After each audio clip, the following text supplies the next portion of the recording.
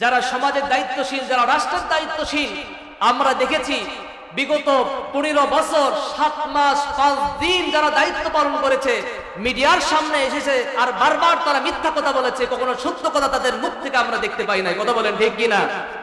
সম্মানিত উপস্থিতি, তারা যে মিথ্যা কথা বলেছেন তার অসংখ্য উদাহরণ রয়েছে। তারা বলেছিল যে 41 সালের মধ্যে বাংলাদেশ একটা উন্নত রাষ্ট্রে পরিণত হয়ে যাবে। কি বলেছে কি বলে নাই? বলেছে কি বলে নাই? আমরা শুধুমাত্র দেখি নাই, সারা পৃথিবী ব্যাপী যতগুলো মিডিয়া রয়েছে, মিডিয়ার মাধ্যমে সারা পৃথিবীর মানুষ শুনেছে এই 15 বছর 7 মাস 5 দিন যারা এই আমাদের দেশের দায়িত্ব পালন করেছে, তারা এমন ভাবে মিথ্যা কথা বলেছে, উন্নয়নের রোল মডেলের কথা বলে তারা দুর্নীতির রোল মডেল বানিয়ে ফেলেছে।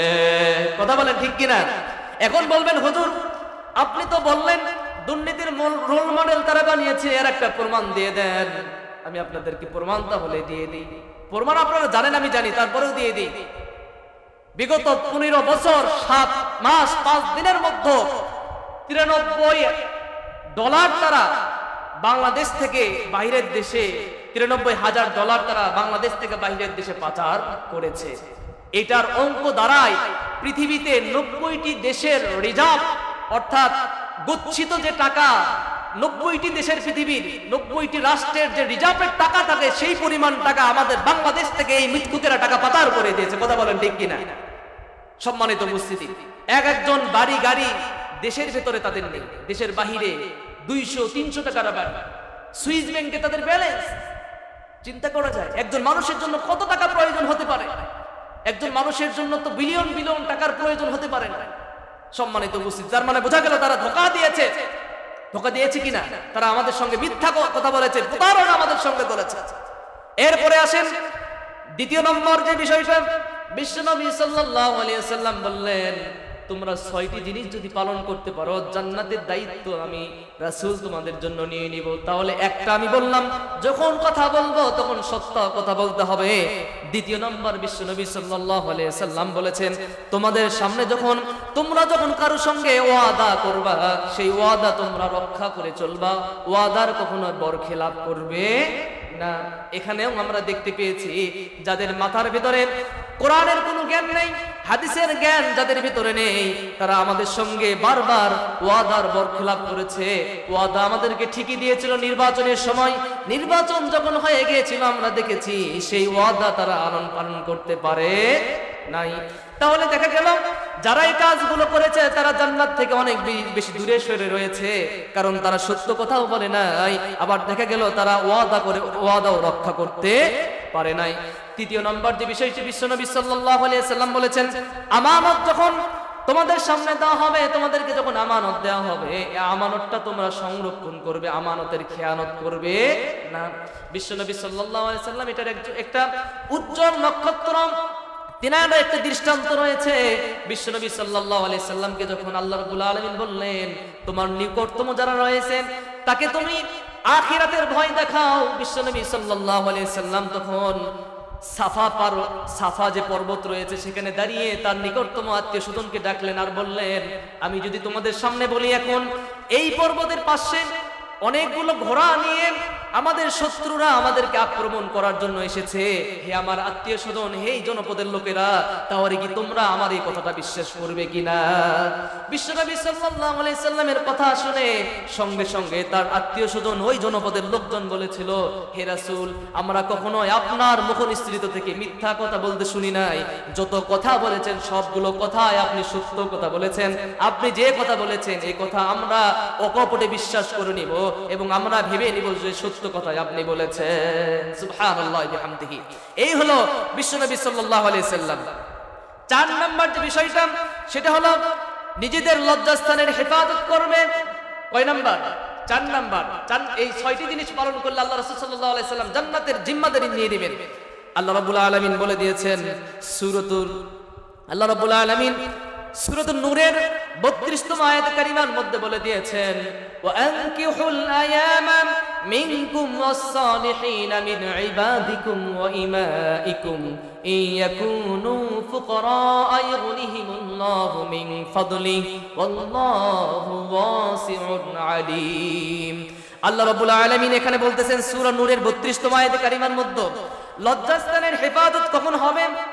যখন আমরা নিজেদের যখন বয়স হয়ে যাবে, বয়স হয়ে যাওয়ার পরে যখন আমরা বিবাহের মধ্যে আবদ্ধ হতে পারবো, তখন আমরা নিজেদের লজ্জাস্থানের হেফাজত আমরা করতে পারবো। কথা বলেন ঠিক কিনা? এখন আমরা ভাববো বিসিএস ক্যাডার কবে হব, সরকারি চাকরি কবে পাবো, আর তখন বিবাহ শাদী করবো। কি বলেন, তাই কিনা? কিন্তু আল্লাহ রাব্বুল আলামিন এই আয়াত কারিমার মধ্যে বলে দিয়েছেন, ওয়ানকিহুল আয়ামা মিনকুম ওয়াস-সালিহিনা মিন ইবাদিকুম ওয়া ইমাইকুম, তোমাদের যখন বয়স হয়ে যাবে, তোমরা যখন সজ্জন আছো, তখন তোমরা বিবাহ করে নিয়ে নাও। তাহলে কি হবে? ইয়াকুনু ফুকরা ইগনিহিমুল্লাহ, তোমরা যদি অর্থের অভাব তোমাদের থাকে, ইগনিহিমুল্লাহু মিন ফাদলি, আমি রব্বুল আলামিন তোমাদের অভাবটিকে দূর করে দিয়ে তোমাদেরকে আমি ধনী বানায়া দিব। সুবহানাল্লাহি বিহামদিহি। তাহলে 4 নম্বরে গেল কি? 4 নম্বরে লজ্জাস্থানের হেফাজত করতে হবে। সম্মানিত উপস্থিতি, আলহামদুলিল্লাহ আমরা 4টি বিষয় জানতে পেরেছি। 1 নম্বর বিষয় হলো বিশ্বনবী সাল্লাল্লাহু আলাইহি সাল্লাম যে 6টি বিষয়ের কথা বলেছেন, জান্নাতে যাওয়ার জিম্মাদারি নিয়েছেন। 1 নম্বর বিষয় সেটি হলো কথা বলার সময় কি বলতে হবে? সত্য বলতে হবে। 2 নম্বর যে বিষয় সেটি হলো ওয়াদা করলে রক্ষা করতে হবে। 3 নম্বর বিশ্বনবী সাল্লাল্লাহু আলাইহি ওয়াসাল্লাম বলেছেন যে আমানত যখন তোমরা রাখবে, আমানতের যথাযথ সংরক্ষণ করবে। আমানত রক্ষা কারা করবে? যারা এই হাদিসটি জানবে, যারা আলেম, যাদের অন্তরের ভিতরে, জেহেনের ভিতরে যাদের কোরআন এবং হাদিসের ইলম রয়েছে, তারাই তো আমানতের সংরক্ষণ করতে পারবে। কথা বলেন ঠিক কিনা? এতদিন পর্যন্ত আমরা অনেকদের দেখেছি, কিন্তু তারা আমানতের সংরক্ষণ করতে পারে নাই। তার মানে আগামী দিনে আমাদেরকে এমন কাউকে চুজ করতে হবে, পছন্দ করতে হবে, যাদের থাকবে কোরআনের জ্ঞান, যাদের থাকবে হাদিসের জ্ঞান। এই সকল মানুষদেরকে আগামী দিনে দায়িত্বশীল আমাদের দেশের সমাজ থেকে শুরু করে, পরিবার থেকে শুরু করে, প্রত্যেকটা সেক্টরে, ইউনিয়ন পরিষদ থেকে শুরু করে এমপি, মন্ত্রণালয়, সর্বোচ্চ জায়গা পর্যন্ত ইমানওয়ালা, ইসলামওয়ালা, কোরআন হাদিসের জ্ঞানওয়ালাদেরকে আগামী দিনে আমরা দেখতে চাই। কথা বলেন ঠিক কিনা? দেখতে চান কিনা? আমরা তাদেরকে দেখতে চাই যারা এই আমানতের যারা কি করবে? সংরক্ষণ করবে। 4 নম্বর লজ্জাস্থানের হেফাজত করবে। সম্মানিত উপস্থিতি, 5 নম্বরে বিশ্বনবী সাল্লাল্লাহু আলাইহি ওয়াসাল্লাম যে বিষয়টির কথা বলেছেন সেটা হলো তোমরা তোমাদের দৃষ্টিকে অবনত রাখবে। দৃষ্টিকে অবনত রাখবে। আমরা এখনো 5 ওয়াক্ত সালাত অনেকেই আদায় করি না, অথচ আল্লাহ রাব্বুল আলামিন মহাগ্রন্থ আল কুরআনুল কারীমের সূরাতুল আহজাবের 45তম আয়াত কারিমার মধ্যে আমাদেরকে জানিয়ে দিয়েছেন, ইন্নাস সালাতা তানহা আনিল ফাহশাই ওয়াল মুনকার, ইন্নাস সালাতা নিশ্চয় নামাজ ফাহশাই ওয়াল মুনকার, যাবতীয় ফাহিশা কাজ থেকে বান্দাদেরকে দূরে রাখে। সুবহানাল্লাহ। তাহলে এই 5 নাম্বার যদি আমরা আমল করতে চাই, নিজেদের দৃষ্টিকে যদি অবনত করতে চাই, ফাহিশা কাজ থেকে যদি নিজেদেরকে দূরে রাখতে চাই, তাহলে কি করতে হবে? সালাত আদায় করতে হবে। কে বললেন? আল্লাহ রাব্বুল আলামিন বললেন সূরাতুল আহজাবের 45তম আয়াতে কারিমা। তাহলে আমরা নিজেদের দৃষ্টিকে অবনত রাখতে পারব। 6 নাম্বার যে বিষয়টি আল্লাহ রাসূল সাল্লাল্লাহু আলাইহি ওয়াসাল্লাম বললেন, এই বিষয়টি অনেক বেশি গুরুত্বপূর্ণ।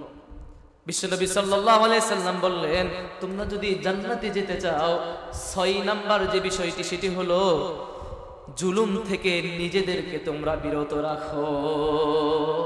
জুলুম থেকে নিজেদেরকে তোমরা কি রাখো? বিরত রাখো। সম্মানিত উপস্থিতি, এখনো পর্যন্ত হয়তোবা আমরা নিজের কথাগুলো নিজের মতো করে উপস্থাপন করতে পারছি। বিগত যেই 15টি বছর চলে গেছে, 15 বছর 7 মাস 5 দিন যারা দায়িত্ব ছিল, তারা এমন ভাবে জুলুম আমাদের উপরে অত্যাচার আর নির্যাতন চালিয়েছিল, আমরা আলেম সমাজ পর্যন্ত নিজেদের কথাগুলো, সত্য কথাগুলো ভালোভাবে উপস্থাপন করতে পারি নাই। আমাদেরকে অনেক সময় বাধা দেওয়া হয়েছে। 144 মাহফিলে জারি করা হয়েছে, বিভিন্ন জায়গাতে নৃত্য হয়েছে, সেগুলোর কোনো পারমিশন নিতে হয় নাই। যে কোরআন আমাদের ভদ্রতা শিখায়, যে কোরআন আমাদেরকে ইসলামী আন্দোলন শিখায়, অথচ সেই কোরআন, এই কোরআনের আলোচনায় 144 জারি করা হয়েছিল। তার মানে বোঝা গেল জালিমরা আমাদের উপরে কি পরিমাণ অত্যাচার করেছিল, জুলুম করেছিল। বিশ্বনবী সাল্লাল্লাহু আলাইহি ওয়াসাল্লাম আমাদেরকে জানিয়ে দিলেন, জান্নাতে যদি তোমরা যেতে চাও, আমি রাসূল তোমাদের জন্য জিম্মাদারি নিব, কিন্তু জুলুম থেকে তোমরা নিজেদেরকে বাঁচাও। যারা আয়নাঘর বানিয়েছিল, মানুষদেরকে কোনো রকম তারা নির্দোষ হওয়ার পরেও দীর্ঘদিন যাবৎ কষ্টে রেখেছিল, তাহলে তারা মানুষদেরকে জুলুম করেছে, করে নাই? অবশ্যই জুলুম করেছে। তার মানে তারা জান্নাত থেকে কত বেশি দূরে রয়েছে। তাহলে কি আল্লাহ রাসূল ওই ব্যক্তির জান্নাতে যাওয়ার জিম্মাদারি নিবে? বলেন নিবে না? সম্মানিত উপস্থিতি, মানুষের উপরে কত বেশি জুলুম করলে এই আমি ধরেন আপনাদের একটা দায়িত্ব রয়েছি, আপনাদের দায়িত্ব আমি রয়েছি, আমি আপনাদের সঙ্গে এমন আচরণ করলাম যে আপনাদের সামনে আমি থাকতে পারবো না, এমন আচরণ আপনাদের সঙ্গে করেছি। যারা জুলুম করেছে নিজেদের দেশ থেকে চলে গিয়েছে, তার মানে আমাদের উপরে কত বেশি টর্চার আর জুলুম করেছে, কত বেশি নির্যাতন করেছে, নিজের জনগণের প্রতি আস্থাও তারা হারিয়ে ফেলেছে। কথা বলেন ঠিক কিনা? সম্মানিত উপস্থিতি, আল্লাহ রাসূল সাল্লাল্লাহু আলাইহি সাল্লাম কথা বলেছেন যে দুইটি পাপের শাস্তি দুনিয়াতে তো পেতে হবেই হবে, আখিরাতেও পাবে। যারা দুইটি কাজ করবে, এক নাম্বার হলো যারা মানুষের উপরে জুলুম করবে, তারা আখিরাতে তো শাস্তি পাবে, দুনিয়াতেও তাদেরকে শাস্তি পেতে হবে। আর একজন ব্যক্তি হলো যারা আত্মীয়তার সম্পর্ক ছিন্ন করবে, আল্লাহ রাব্বুল আলামিন আখিরাতের ময়দানে তো তাদেরকে শাস্তি দিবেন, সেই সাথে কি করবেন? দুনিয়াতেও শাস্তি দিয়ে দিবেন। তার মানে বোঝা গেল আমাদের চোখের সামনে আমরা দেখতে পাচ্ছি যারা এখনো পর্যন্ত দীর্ঘদিন আলেম ওলামাদেরকে জুলুম করে নির্যাতন করেছে, আলেম ওলামাদেরকে নানাভাবে কষ্ট দিয়েছে, সত্যিকার অর্থে তারা দুনিয়ার বুকেই নানা রকম ভাবে শাস্তির সম্মুখীন হচ্ছে, বেইজ্জতির সম্মুখীন হচ্ছে। সেটা আমরা নিজের চোখেই দেখতে পাচ্ছি কি পাচ্ছি না? আল্লাহ রাব্বুল আলামিনের কথাগুলো সত্য, এই হাদিসের কথাগুলো সত্য। সম্মানিত উপস্থিতি, এজন্য আমরা যারা এখানে রয়েছি, আমরা আমাদের পরিবারের দায়িত্বশীল কিনা? আমরা এমন ভাবে ওঠা বসা করবো, চলাফেরা করব, আমাদের পরিবারের লোকজন যেন আমার কাছ থেকে কষ্ট না পায়, জুলুমের যেন শিকার না হয়। আমি যে অঞ্চলে বসবাস করি, এই অঞ্চলের মানুষ যেন আমার কাছ থেকে কষ্ট না পায়, আমি যেন তাদের প্রতি জুলুম না করি। আমি একটা যদি আসনের এমপি হয়ে যাই, তা এই মানুষগুলো যেন আমার কাছ থেকে কষ্ট না পায়, আমি যেন তাদেরকে জুলুম না করি। পুরা একটা ৫৬,০০০ বর্গ মাইলের বাংলাদেশ, এই বাংলাদেশের দায়িত্ব যদি আমার উপরে অর্পণ হয়ে যায়, এই দায়িত্বর জন্য আল্লাহর কাছে জবাবদিহি করতে হবে কি হবে না? আল্লাহর কাছে জবাবদিহি করতে হবে। এই মানুষগুলোকে যদি আমি জুলুম করি, এজন্য আল্লাহর কাছে জবাবদিহি করতে হবে। এজন্য সম্মানিত উপস্থিতি, যে ৬টি বিষয়ের কথা আমরা জানতে পারলাম, এই ৬টি বিষয় যদি আমরা আমল করতে পারি, তাহলে আল্লাহ রাব্বুল আলামিনের হাবিব তিনি নিজে জান্নাতে যাওয়ার, আমাদেরকে জান্নাতে নিয়ে যাওয়ার জন্য দায়িত্ব তিনি নিজেই নিয়েছেন। এজন্য আমরা কোরআনের পথে থাকতে চাই, ইসলামের পথে থাকতে চাই। কি রাজি আছেন?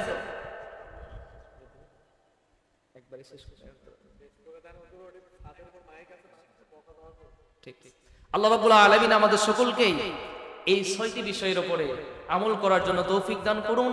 আমরা যেন সবসময় সত্যের উপরে অবিচল থাকতে পারি, মিথ্যা থেকে যেন দূরে থাকতে পারি। আল্লাহ রাব্বুল আলামিন যেন আজীবন আমাদের ইসলামের উপরে অবিচল অটল থাকার জন্য তৌফিক দান করে। আজকের যে আলোচ্য বিষয়, সেই বিষয়ের থেকে শিক্ষণীয় বিষয় হলো এই, আমরা ঈমান আনবো, ঈমান আনার সাথে সাথে আল্লাহ তাআলাকে ভয় করব, আমানুত্তাকুল্লাহ, আল্লাহকে ভয় করব, ওয়া কুনু মা'আস সাদিকিন।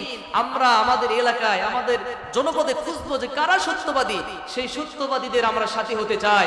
যারা মিথ্যাবাদী তাদের সাথী আমরা হতে চাই না। সত্যবাদী কারা?